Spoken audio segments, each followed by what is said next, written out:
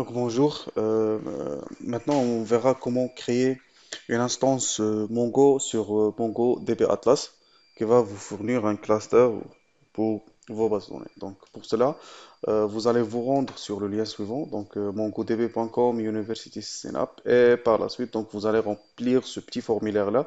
Your Company, donc c'est à peu près facultatif, vous pouvez le mentionner quand vous pouvez ne pas le mentionner ici, donc je vais choisir la première option. Donc, par la suite, ici, vous saisissez votre email institutionnel. Et donc, moi, j'aurai hello@gmail.com.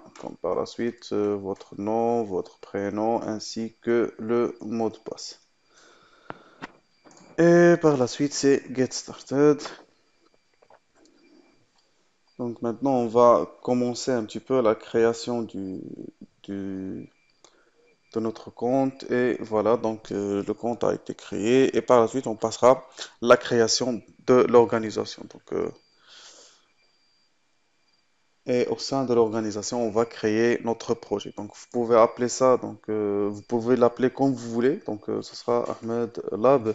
Et par la suite, vous pouvez, pour le projet, donc vous pouvez mentionner projet zéro, ou bien projet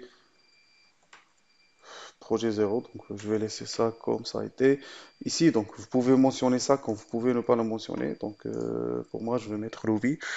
Et par la suite, on va choisir le troisième offre qui est l'offre gratuite. Donc, c'est Create a Shared Cluster. Euh, Par la suite, je pense, voilà, donc il va nous proposer de choisir chez qui on veut héberger notre solution.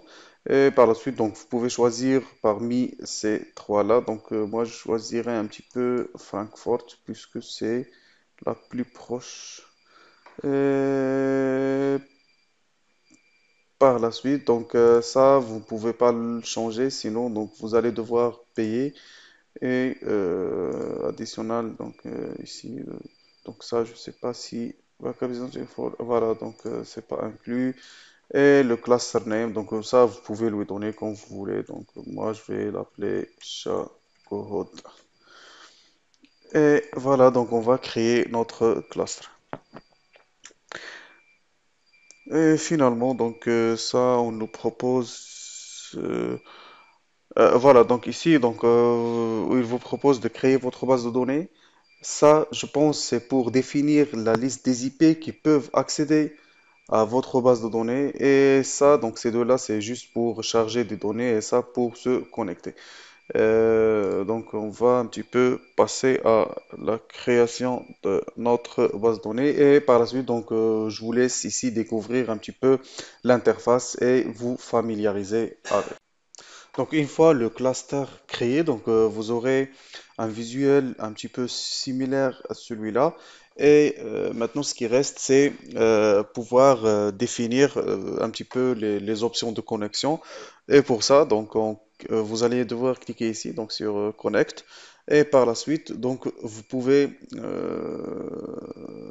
ici choisir autoriser l'accès depuis n'importe quel lieu et par la suite, donc ici, à part si vous avez des IP fixes ou des IP spécifiques, donc vous pouvez les ajouter en choisissant d'autres options.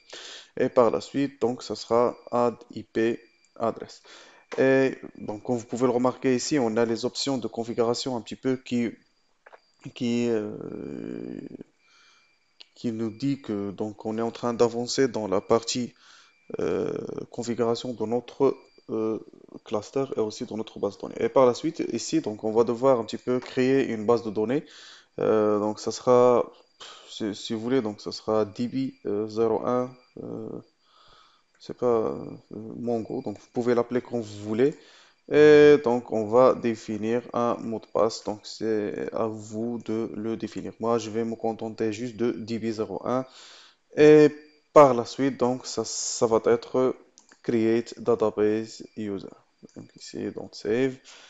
Et finalement, on va fermer un petit peu ça. Et on a notre base de données qui est créée et aussi on a autorisé l'accès à notre base de données depuis n'importe quelle IP Comme ça, donc, si vous avez donc vous pouvez accéder soit en ligne, donc ça va aussi ici, ça va vous donner, ou bien ça va vous montrer comment vous pouvez le faire. Donc ici, donc vous pouvez, si vous avez installé le Mongo Shell sur votre machine, donc vous pouvez cliquer ici pour voir comment ça va se passer. Ici, comment connecter, si vous êtes en train de développer une application et finalement, donc, si vous utilisez le Mongo Compass qui est une interface graphique vous permettant un petit peu de visualiser les données sous format graphique et même pour la création des requêtes.